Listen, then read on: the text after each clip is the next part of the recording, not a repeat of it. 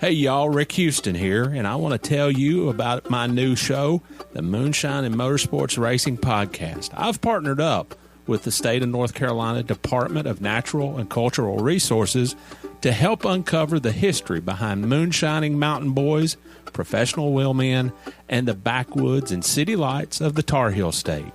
In the first episode, I sat down with Winston Kelly at the NASCAR Hall of Fame for a little behind-the-scenes gossip about Junior Johnson's engineering skills. He's got two things in his hand, pipe wrench and channel lock pliers. And they weren't new. They had been around the block a time or two. Wasn't the first steel they built, I bet. No. I think the pliers had been red before, but paint had worn off. And in the second episode, I talked to a professional hillbilly, a.k.a. Dr. Daniel Pierce of UNC Asheville, to find out the real history of moonshiners and their battles with the revenuers.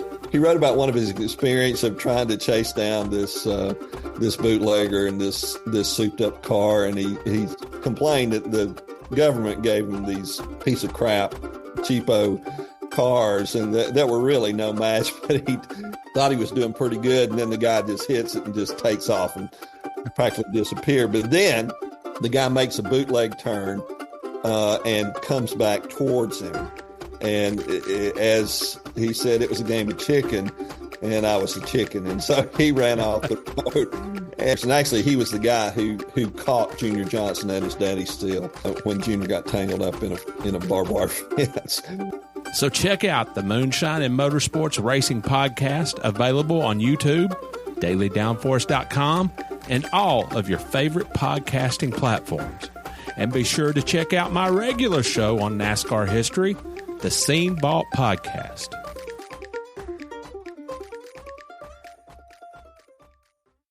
Hey there, NASCAR fans. Have you got your copy of the latest edition of NASCAR Pole Position Print Magazine?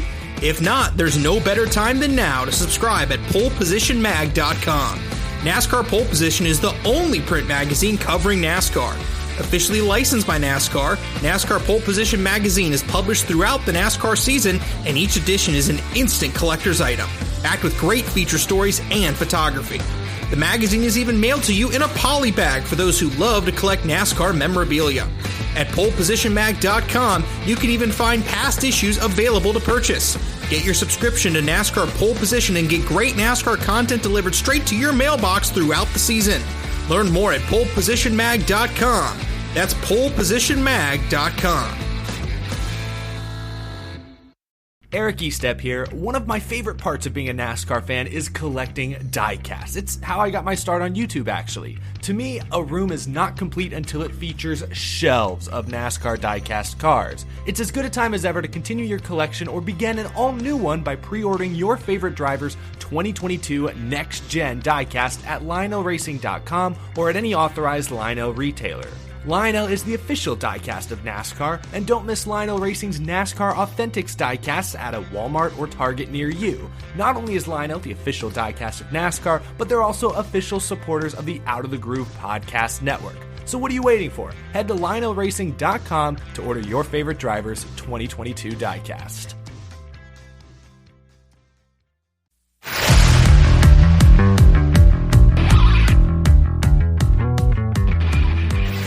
You're listening to Maiden Level Cross. I'm Thad Moffitt. And I'm Rowland George. And today we have a very special guest with us, Todd Gilliland.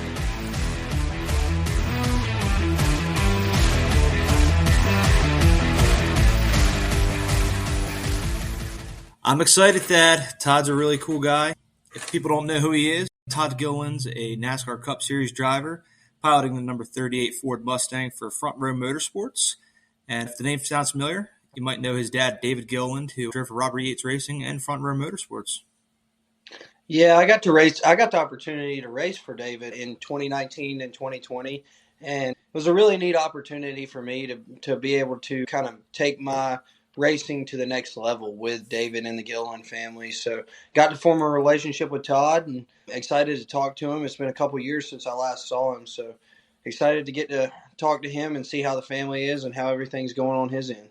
Well, we are excited to talk to Todd Gilliland. Let's get into it. Welcome to the show, Todd Gilliland. Yeah, thank you. It's definitely really cool to be on. We've been trying to figure it out to get me on here for a couple months now, probably. So it's really awesome that it all kind of worked out now. And yeah, like you said, it's been cool getting to know you over the last few years, and I'm excited to see what you do next year. So Todd, you are returning to the Cup Series. Really exciting, man. This is your third year, correct?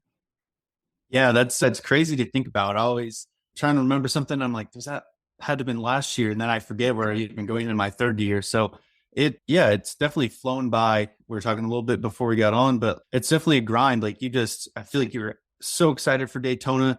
I mean, obviously excited for every race, but then you blink and it's like you're at the halfway point where it's the one-off weekend, and then it's like crazy. You're already into the playoffs, into Phoenix before you know it. So yeah, really the 3 years have 2 years, I guess, so far have really flown by. But yeah, I'm just super excited. You can never take this opportunity for granted. So I'm definitely super, super excited to be going in my third year and hopefully just keep getting incrementally better every single year.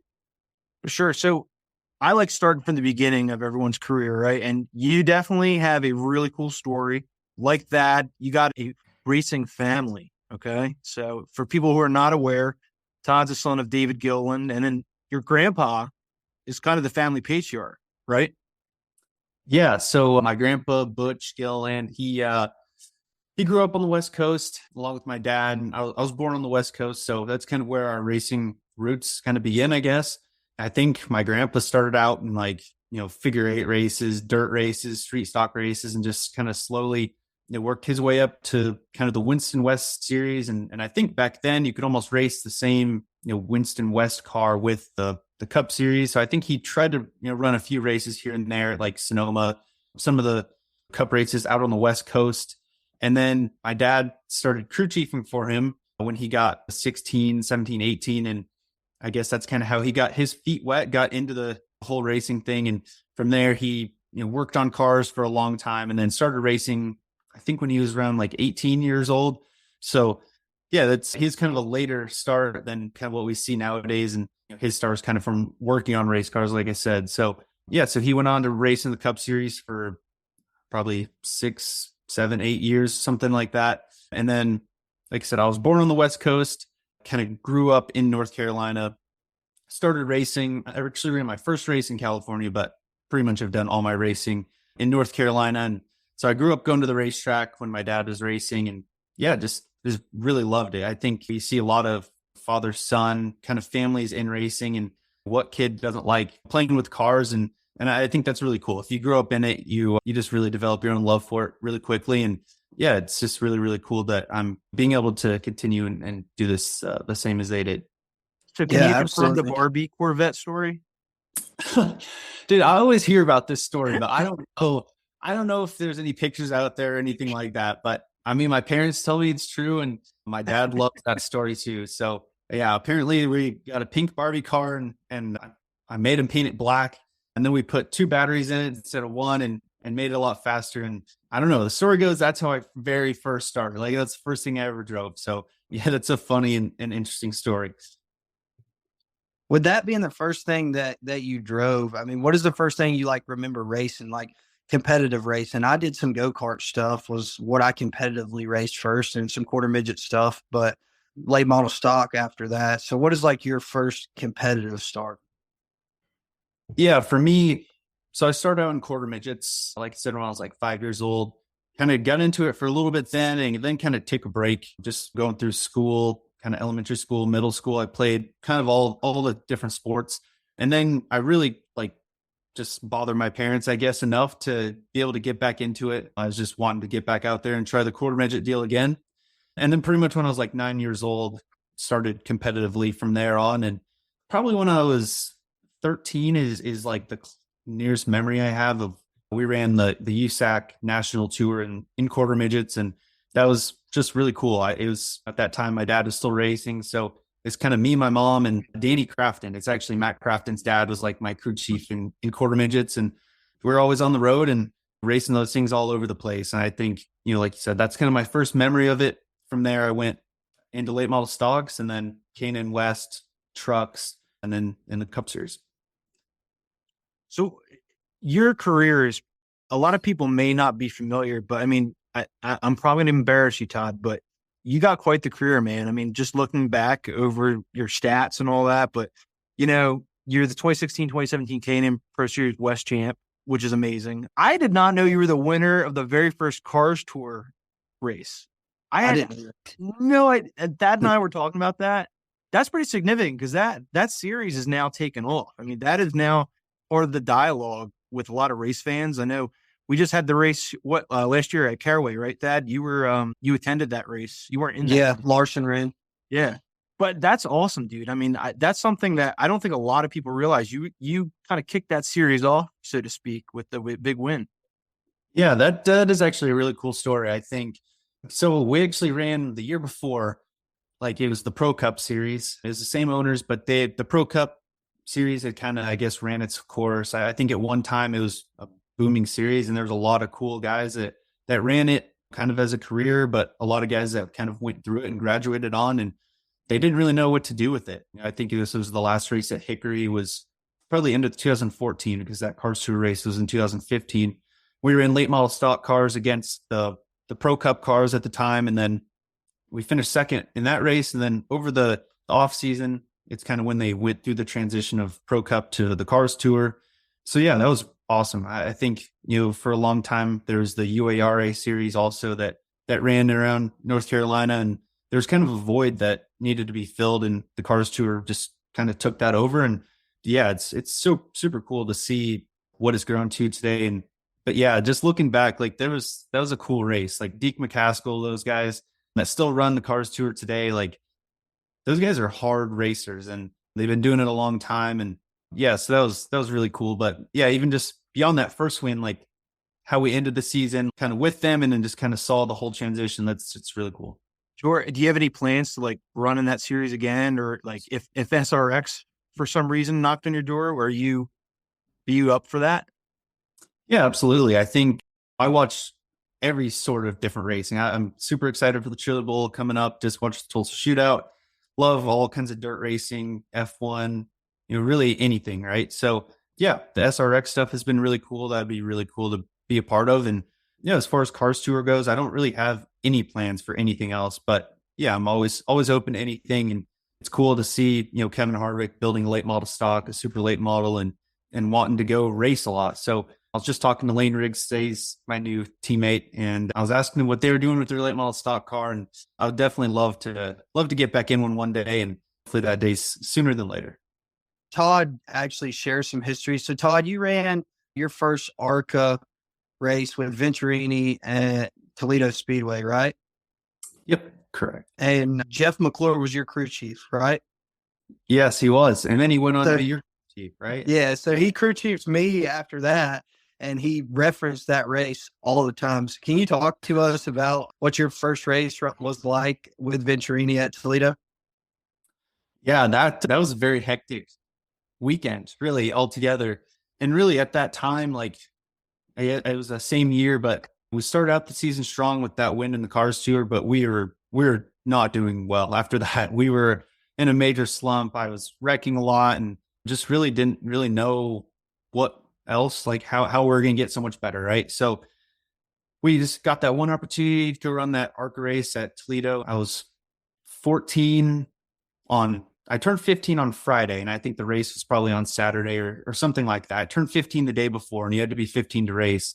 So we were able to practice, and we got some luck on our side during the race. We were running probably like 5th to 8th-ish, and I think Grant Infinger was dominating that race and had some sort of issue in the lead, and it kind of wiped out the top 5. And we went through the dirt, like we were kind of a part of it, but we were able to come back and win that race in my first ARCA race. So like you said, since we were just doing so poorly in the late model stock at that time, like that was just such a big confidence booster for me. And I just, obviously when you're in late model stocks, like you think ARCA is like the coolest thing ever, like just whatever like that next step is, right? So to be able to go out and be able to get an opportunity to even race and then to be able to go out and win my first time, that was incredible for sure.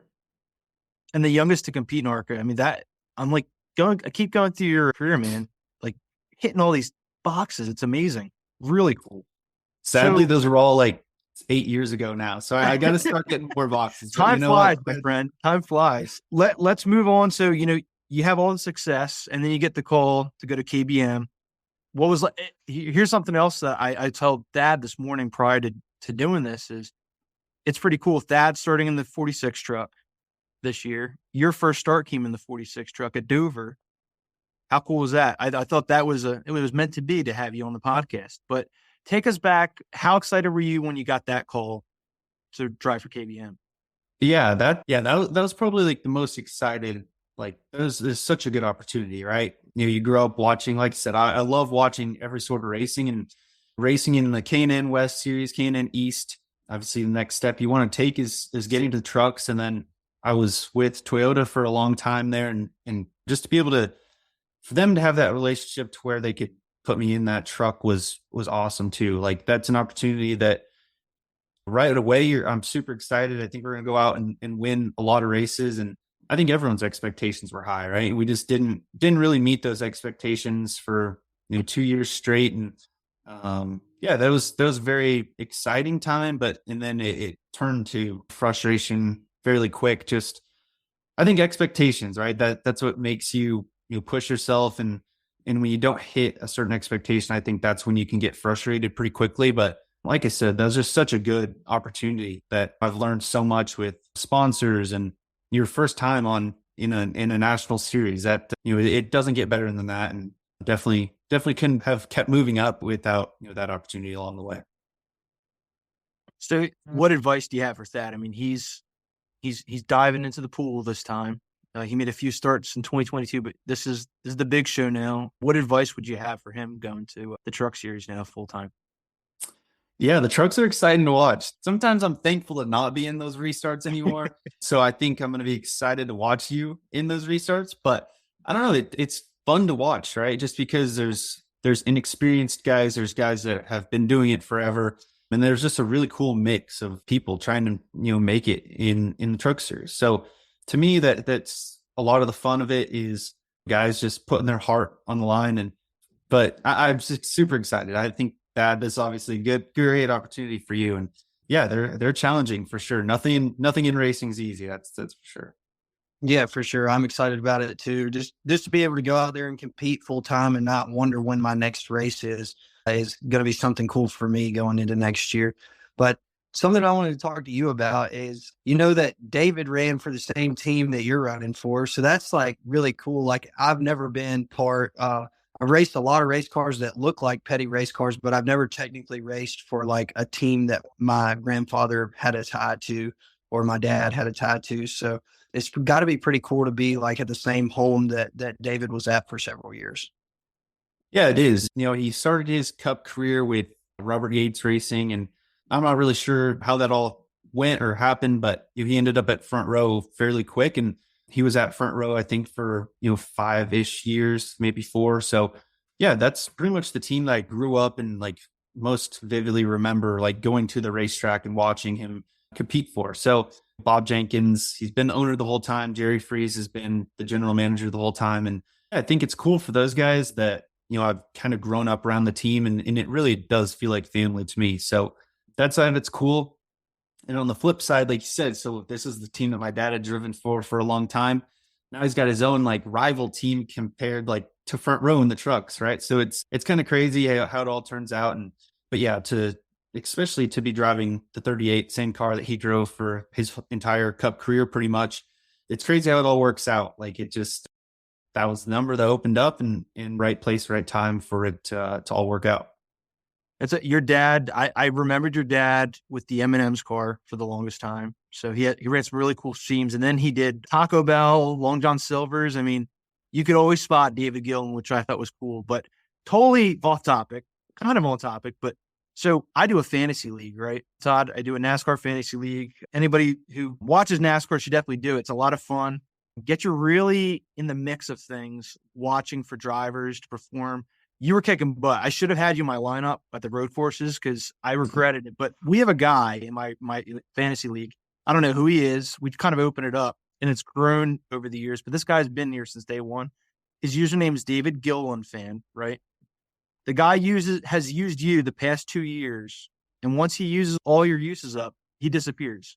So I don't know who this guy is. If he listens to this podcast, we're talking to your hero, I guess, and a Gilland fan in general. But I had to mention that because he absolutely loves you, but I don't know who the guy is. So I thought it was pretty funny. And I intend to make a statement here. I plan to use Todd in my lineup for at least 5 races for next year. How many road courses are on the Cup schedule this year? Has that changed?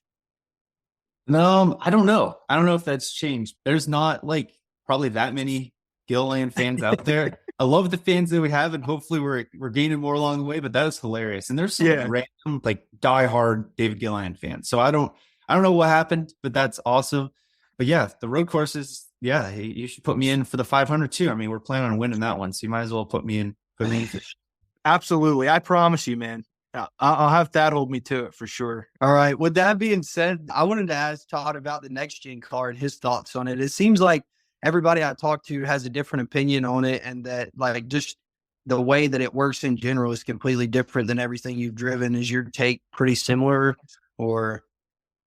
Yeah, I think there's 2 sides to it. I think it's crazy like how different it really is. Just every time I look at the trucks that are in our shop, that is along the same lines of everything that NASCAR has been for, 30 years, right? That's just kind of what I'm used to of growing up looking at race cars. And then the next gen car is just so completely different with all that 5-speed transmission, gearbox even, and it's sequential instead of H pattern. There's a lot of stuff as the driver, but as far as the crew, like working on the car, it's completely different. So that's the one side of how different it is. But really, it's funny, like once you get on the racetrack, there's still 4 tires touching the ground and you're just trying to, go in the circle as fast as you can. So it all ends up being very similar once you're out there racing, but there's just so many different ways of getting to that point. But it's also super cool to see the guys that have been in the sport for so long having to learn something new. It's maybe not comfortable to do that, but it's cool to see the guys that are kind of accepting it, the guys who probably got out of it right when the next gen car came. But it's cool, at least at front row. I think it's definitely helped us. Overall, the competition seems like it's never been closer. So yeah, and then as a driver, I think it's super cool, and it's fun to be a part of something new. How's married life been? How are you enjoying that? So congratulations to you, Marissa. You got married in December? January of last year. So January last year. Okay. We got our anniversary in like a week. So I'm on the hot seat for that. But no, married life's been great. We're we've made it a year, and like I said, this sport is very stressful. So it's really nice to have a good support system behind you, whether it's my parents, my family, and then now Marissa too. It's amazing to have great people around you for sure. And yeah, hopefully she's ready for the ride for the next however many years it is. Well, I've seen through your social media that you've played a lot of golf recently. When did you pick that up? I don't remember you playing a couple of years ago. Yeah, I'm kind of new. Like you said, probably a couple of years ago is when I started. And yeah, I play a lot of golf now too. I love, if I'm doing anything in my spare time, it's definitely either Xbox or golfing. So it's a little bit cold out right now, but I'm still trying to get better. I'm on the grind to hit the ball straight, not lose as many, and still score a little bit better. So it's fun though. It's cool to see like how many people in racing are actually golfers. And I've been dragging Harrison Burton along. We kind of started at the same time in golf. And so, yeah, we're on that grind together right now for sure. I was just going to ask, about horseback riding. You didn't take that from the Burtons or? No, they can have that. Anyone who rides a horse can have that. Should not be worried about me taking that.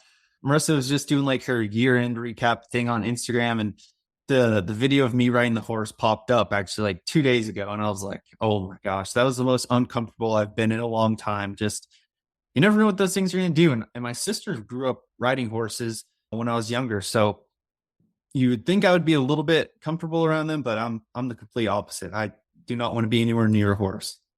For anyone who doesn't know what we're talking about, you have to go to YouTube, check out the video with Harrison Burton and Todd going to the Burton's farm and having them ride horses. You will not regret it. It's great. So that's not in your future for golf biz, but I think we've said it all, guys. This has been really cool. I cannot wait for both of you to see each other at Daytona. So Todd, best of luck. You have a bright future for sure. Just everything you've accomplished, man. It's really been cool talking to you, and we look forward to hanging out more as the year goes by. Absolutely. Yeah. It's been, like I said, Thank you guys very much for having me on. And yeah, Thad, I'll see you at Daytona. I'm excited to watch you, like I said. Yeah, I'm excited too, man. Are you going to come down and run any truck races with me this year? I don't know. It's not looking like it, but you never know. I'm always ready for whatever comes my way. So we'll see. Yeah. Cool deal, man. Well, we'll see a lot of you this year. Appreciate you coming on and joining us today. Absolutely. Good talking to you guys. We'll be right back. But first, a word from our sponsors.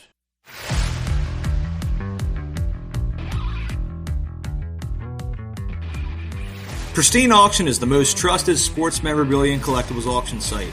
Auctions on pristineauction.com start at just $1, and each day, thousands of signed items are available, so you win signed authentic items at affordable prices. Every item on pristineauction.com comes with a certificate of authenticity from the industry's most reputable authenticators.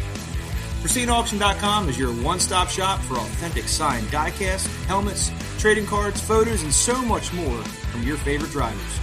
Dad, I got my eye on a really cool item, not racing related, mind you. Happy Gilmore signed jersey by Adam Sandler, aka Happy Gilmore himself. How cool is that? Man, that's pretty awesome. You know, with the playoffs rolling around and me being a big Green Bay Packers fan, I just got on here and found a Jordan Love jersey, man. I'd love to have that. So upgrade your collection today and get $10 off your first win using registration code THAD. Again, that's registration code THAD for $10 off your first order. Links are in the show notes. For you, it's all about going further, faster. For them, it's about helping you achieve it. That's why at Customers Bank, they combine the best of technology with a deeply human touch. They offer a wide range of innovative banking solutions backed by outstanding personal service, giving their customers the edge they need to take on tomorrow. Take the lead with Customers Bank. Learn more at go.customersbank.com/NASCAR. Induction Innovations is the leader in American-made handheld induction heaters. Home to the original Mini Ductor for over 20 years, they've been innovating how mechanics can tackle challenges like Loctite, rust, and so much more. Induction Innovations Mini Ductor series was meant to free up components quickly using induction heat. The Mini Ductor is designed to help techs cut down on ticket times and say, forget that torch. Induction Innovations. Do it faster, do it better, do it safer. Visit theinductor.com to learn more.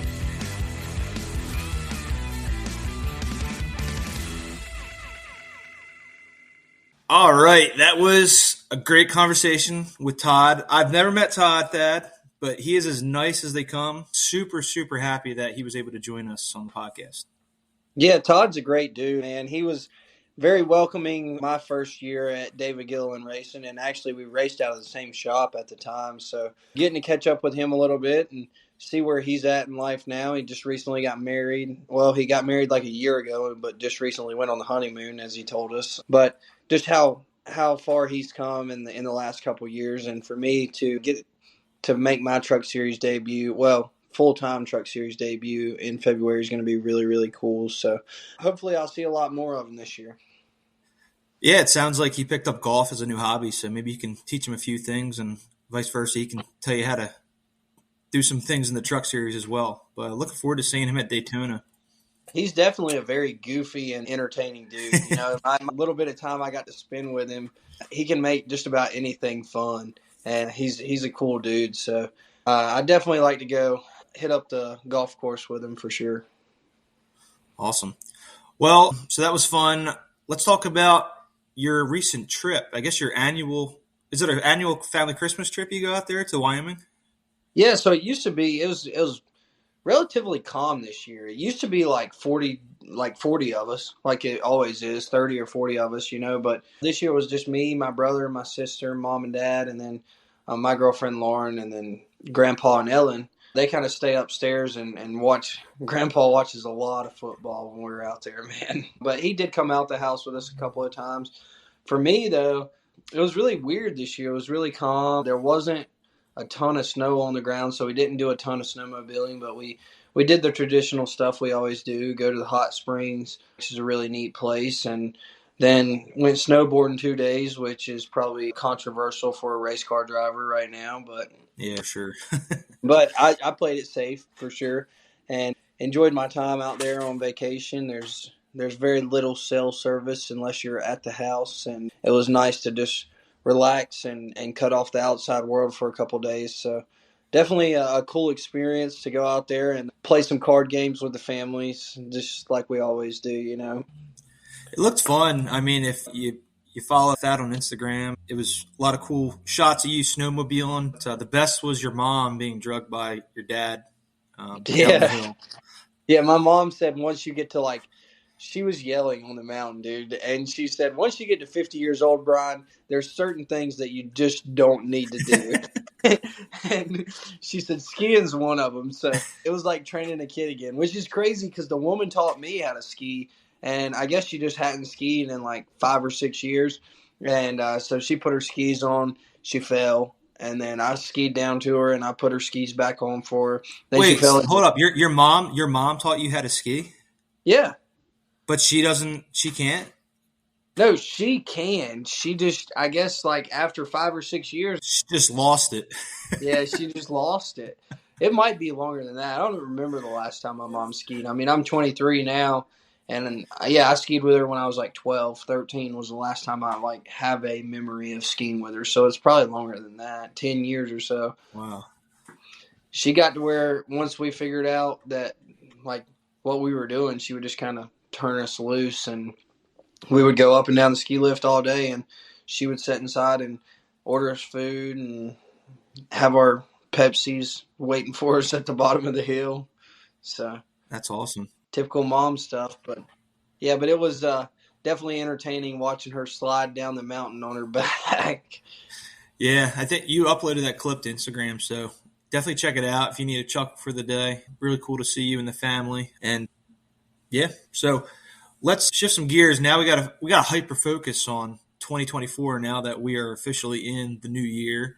So enough fun and games. It's all business going forward, right? Going to the race shop. Yeah, so I've been spending a lot of time with the faction guys, Doug, George, and we just recently hired 2 more guys. And so one of them has little to no experience, and one of them's been doing it for a long time. So hopefully they'll equal each other out quite a bit. But everything seems to be going good, man. I mean, we have my seats mounted in the car all the way through COTA. So through 5 races in, we're pretty much ready interior-wise. Leg braces built, back braces built, seats are mounted. Everything's good to go as far as that's concerned. There seems to be a little bit of a holdup on some of the body panel stuff with the rule changes NASCAR's done in the off-season. So the only concern Doug George has right now is those nose and tail requirements and having everything back to the way it needs to be to get ready to go to Daytona. But man, I'm ready. It's 2024 officially. I'm ready to go racing. Daytona can't come soon enough. Working on hopefully getting some sim time here soon. So really excited about that. I was going to ask, that's pretty important, right? I mean, the sim time. Do a lot of drivers nowadays get to the sim, during the off season, especially the weeks leading up to Daytona?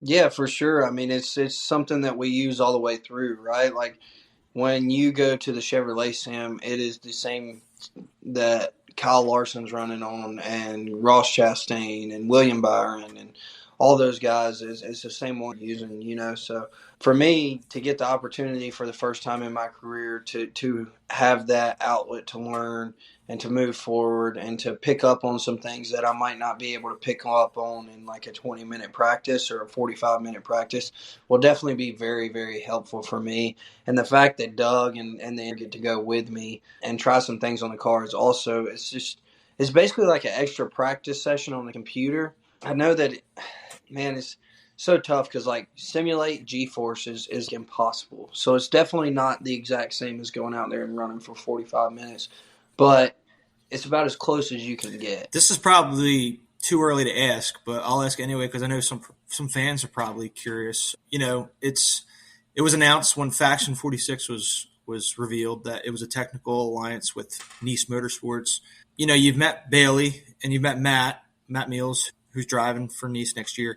Do you guys have like a strategy, or is that something are you going to be drafting partners? Like, how does that work with Nice? Have you been talking about that? Or no, we haven't had those conversations yet. I mean, it's still early in the new year. I mean, I haven't even seen Bailey in 2024 at the shop. I'm sure he's been there, just not at the same time that I've been there. But yeah, Bailey and Matt are basically like teammates to us next year. So just to answer your question from my side, if it's coming down to the wire and I can push Bailey or Matt, or I can push a Toyota car, I'm definitely going to push Bailey or Matt, So that's just how it's always worked and how it should work when you have a technical alliance or when you have teammates. So just moving forward, I would think that at some point we would all sit down, even the crew chiefs, because crew chiefs and spotters play a big role into what you do at Daytona, because when we're riding in line like that, I guess people don't realize like how much you can't see. Like when we start wrecking, it's an accordion and we wreck into each other because I can't see 6 trucks in front of me. I can't even see 2 trucks in front of me, right? Like I can just see the guy in front of me and I'm so close to him. All I see is his spoiler and like the left side, the painted line, whatever. But there's not a whole lot of visibility when you're in line like that. So it makes a lot of sense once you do it a time or two why they wreck the way they do. But it's going to be entertaining for sure. Well, we got that to look forward to. We're still several weeks away. The closest thing that's coming up is your media day. So that's going to be pretty cool. You get to wear the fire suit for probably not the first time, but the first time in public, right? Get to strut in that new suit.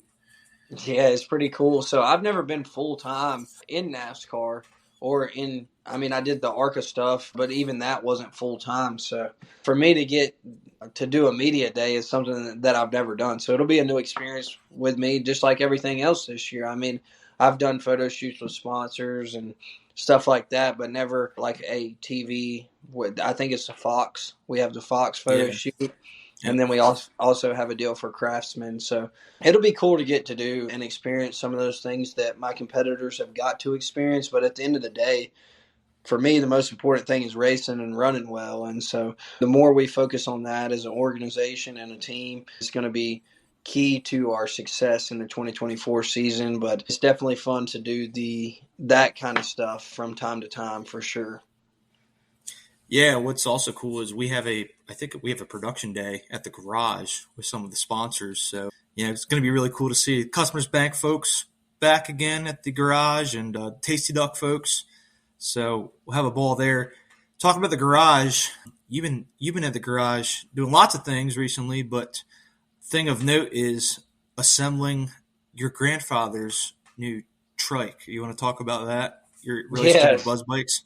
Yeah, sure. So he came to me like right 2 weeks before Christmas or something, and he was like, "Where did you get that bike?" And I was like, "Well, I met these guys when I was racing Trans Am last year, and they had this really cool looking like e-bike." And he was like, "I think I want something like that to ride around my property." And I was like, "Whatever, man." And so I called the guys at Buzz Bikes, and I was like, "Listen, my grandpa thinks he wants an e-bike, but there's no way you can give him what you gave me. He's 86 years old. I don't know that he really needs that." And they were like, "No, we got the perfect thing." And they sent me this picture of a trike, and I was like, "Sure, we'll go with that one." So recently we got it in, and it's a pretty simple process putting it together. It has an instruction manual. I'd never put a bike together, but I put this one together, and he just got back yesterday, so hopefully on Monday of next week or whenever I see him next, hopefully I can give him his bike. Yeah, Richard Petty on a e-bike, Buzz bike. Trike. Oh, trike, yeah. It's a Buzz e-trike. Yeah. Buzz e-trike. Thank you for the clarification there. Yeah, he does the charity ride with your Uncle Kyle, so this is a new venture for the King. It's going to be cool to see him. Yeah, well, it's a little different from a motorcycle to this is like a pedal bike. Yeah. It's just so he switched over probably 6 or 7 years ago from riding like a Harley, like a 2-wheel bike, to a Spider, which is the trike of motorcycles. So I felt like that was a little bit safer for him, just because if he falls, it probably hurts a little bit more than if I fall. Well, yeah, let's not have the King fall anywhere. Yeah. Want him ready for race season. Yeah, I'm so excited. Like the off season, it's the shortest in all of professional sports, but as a race fan, it is painstakingly slow. I mean, as soon as the checkered flag waves of that Cup race at Phoenix, I'm sure the drivers definitely want to take some time for their families and just to relax and decompress. Yeah. But I'm like, come on, let's get racing already. So I'm super excited. Like for me with this opportunity, it can't come quick enough. But like talking to Todd about how the Cup Series is a grind and you only get that one off weekend during the 36, 38 week period, whatever it is. I mean, I could definitely see where he could use some time off. But for me, just a kid getting his first opportunity in a NASCAR National Series to be full time, like bring it on, But I'm sure that those guys that run full time at the Cup level definitely enjoy their time off, But for me, with that being said, I mean, we're 40 days out till Daytona, 30 some days now by this point, and there's still a lot of unanswered questions. Like, what is Matt DiBenedetto doing next year? Yeah.